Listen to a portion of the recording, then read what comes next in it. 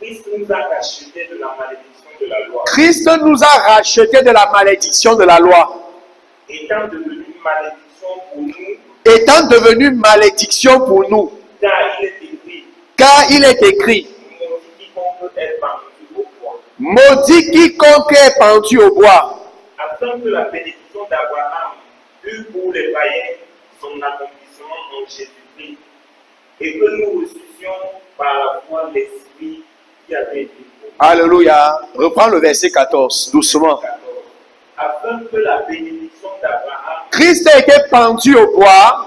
afin que la bénédiction d'Abraham Afin que la bénédiction d'Abraham eût pour les païens son accomplissement. Alléluia. Écoutez, Dieu a décidé de bénir l'humanité à partir d'un seul homme, Abraham. Et quiconque ne se trouve pas dans la lignée d'Abraham ne peut pas jouir de la bénédiction de Dieu. J'aime mon Dieu parce que c'est un Père inspiré.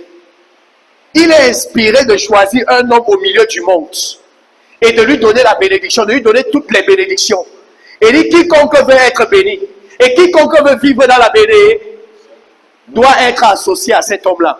Tant que tu n'es pas associé à cet homme-là, la bénédiction ne peut pas marcher dans ta vie. Ok, supposons tu es ici ce matin et tu ne connais pas ces choses-là. Est-ce que vous savez qu'il y a beaucoup de gens qui pensent que la bénédiction c'est l'argent? La bénédiction sont les enfants. La bénédiction c'est I. Non, la bénédiction c'est rien de tout ça. Ce matin, je vais dessiner certaines petites images dans votre esprit ou dans votre cœur et vous aider au quotidien à vivre dans le mindset du royaume.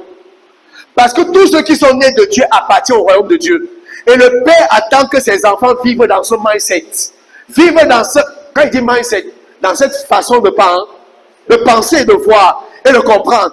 Parce que si tu ne penses pas ainsi, ne vois pas ainsi, les choses ne marcheront pas pour toi.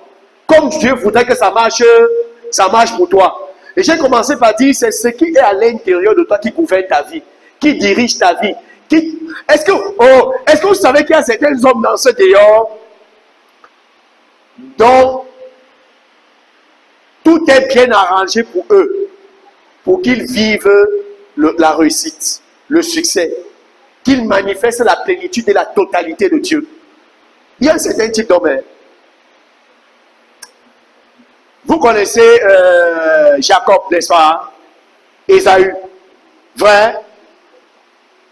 Vous savez ce qui s'est passé? Il y a une personne qui a reçu la bénédiction et l'autre, vrai? Ok.